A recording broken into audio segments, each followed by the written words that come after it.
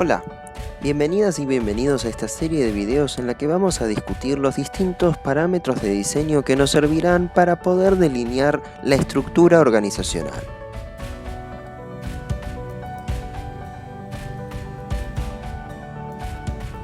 Para comenzar, necesitamos en principio tener leído el capítulo 4 entre las páginas indicadas del manual, y también tenemos que tener muy presentes y en claro algunos conceptos previos tratados en la materia, tales como los diferentes mecanismos de coordinación, como así también la definición que nos brinda Henry Mintzberg sobre estructura organizacional.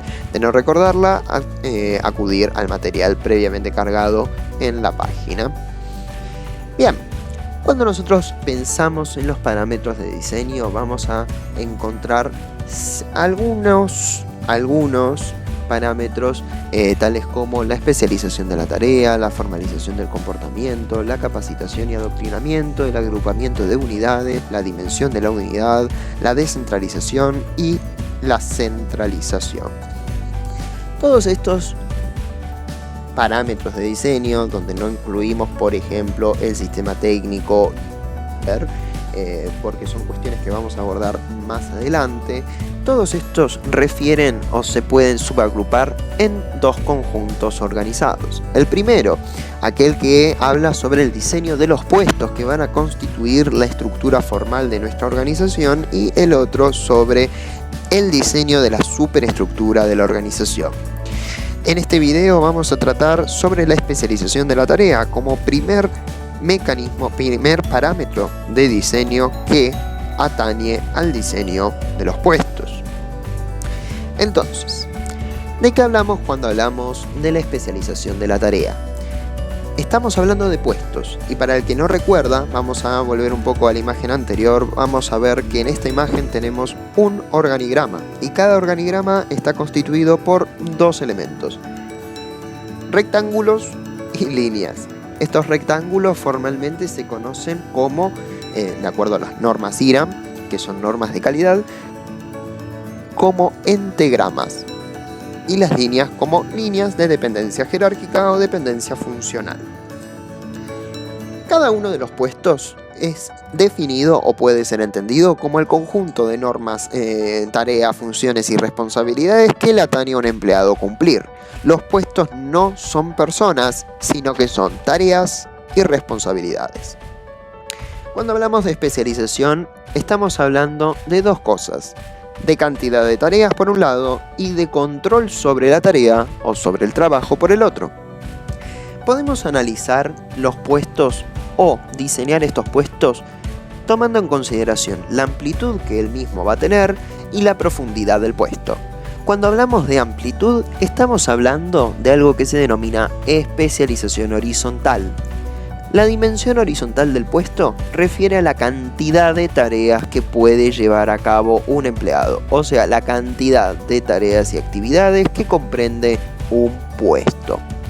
Mientras tanto, la profundidad o especialización vertical, el estudio vertical de los puestos, remite a la cantidad de control sobre el trabajo que ese puesto o el ocupante de ese puesto tendrá. Cuando hablamos de especialización horizontal, estamos hablando de cantidad de tareas. Y Mintzberg nos dice que la alta especialización horizontal conduce a una gran división del trabajo. Esto implica un aumento de la productividad, pero también dificulta que el trabajador comprenda su trabajo en un sentido general y comprenda el proceso productivo en su totalidad, como al mismo tiempo que pueda complementar su trabajo con el de otros. ¿En qué sentido la especialización horizontal puede aumentar la productividad del trabajo? Primero tenemos que definir productividad. La productividad es la cantidad de producto que puede un factor de la producción generar en un tiempo determinado. ¿Qué quiere decir esto? Los factores de la producción, y ustedes esto ya lo deben conocer de otras materias, son tres, como mínimo tres: tierra, trabajo y capital. Capital entendido como maquinaria. Pensemos en una máquina, ¿no? Como factor de producción. Esta máquina en una hora produce 10 unidades de un producto. Esa es la productividad promedio de la máquina. La productividad va a aumentar si en el mismo tiempo y con la misma máquina, esta produce más cantidades de ese producto. Entonces, esa máquina en esa hora pasará de producir 10 a 20 unidades del producto. Lo mismo pasa con los trabajadores y las trabajadoras. Si las trabajadoras y los trabajadores están altamente especializados en sentido horizontal, ¿qué quiere decir esto? Que realizan una única tarea, una sola tarea, por ejemplo, abrochar papeles, por ejemplo, poner la puerta del auto, pero no armar todo el auto, solamente atornillar la puerta al chasis del auto, o pintar,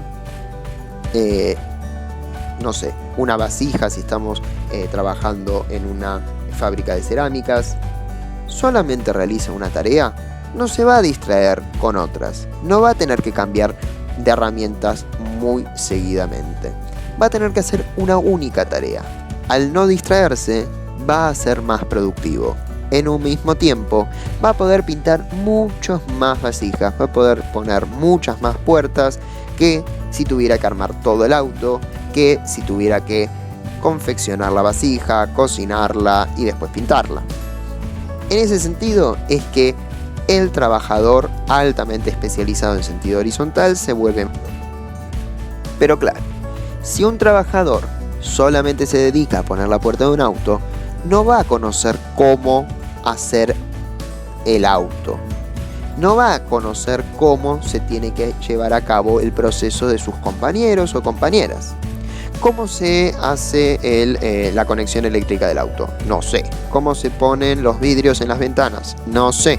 ¿Cómo se diseña el chasis? No sé. ¿Cómo se sueldan las partes del chasis? No sé. ¿Por qué? Porque yo solamente sé poner la puerta. Entonces mi trabajo difícilmente pueda complementarse con el de los otros y las otras.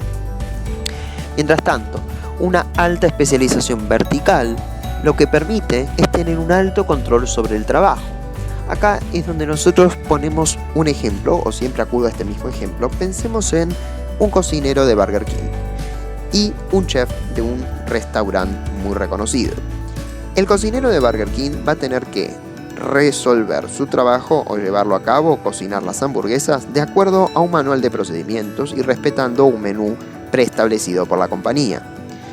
Por ejemplo, si pensamos en la hamburguesa Whopper de Burger King, esta hamburguesa tiene componentes preestablecidos: lechuga, tomate, cebolla, pepino, mayonesa y ketchup. El empleado que está trabajando en cocina no va a poder decidir si le pone o no le pone mayonesa, si le pone o no le pone ketchup. El Whopper se arma así y él lo tiene que armar así. ¿Cuánto control tiene sobre su trabajo este trabajador o esta trabajadora? Ninguno. ¿Por qué? Porque tiene que hacer la hamburguesa como dice Burger King. Él no es el dueño de Burger King, no puede.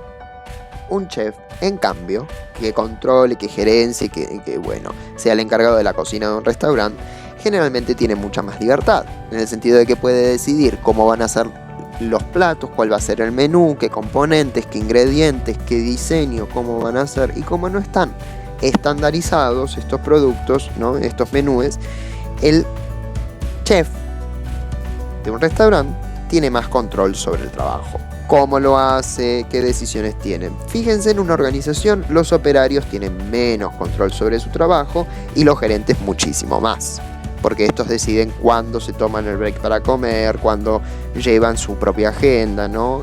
Cuándo se van a reunir con quién, cuándo van a presentar qué cosa, cuándo van a exigir qué informe. Bien. En ese sentido, nosotros podemos hablar de un puesto de trabajo que esté especializado o ampliado. Cuando hablamos de especializado, hablamos de poco. Y cuando hablamos de ampliado, hablamos de mucho. Especializado poco, ampliado mucho. Especializado horizontalmente, pocas tareas. Ampliado horizontalmente, muchas tareas. Si hablamos de vertical, vertical es control, ¿se acuerdan? Especializado verticalmente, poco control. Especializado, ampliado verticalmente, ampliado mucho, verticalmente control, mucho control. Una persona realiza y supervisa varias tareas. varias tareas. Generalmente, si una persona realiza una única tarea, y bueno, puede pasar que tenga mucho control sobre esa tarea, pero no es lo más usual. Ahora, si realiza muchas tareas, sí puede controlar cuándo, cómo hacer esas tareas, en qué orden, en qué secuencia. Hasta acá la especialización. En el próximo video vamos a avanzar sobre la formalización del comportamiento.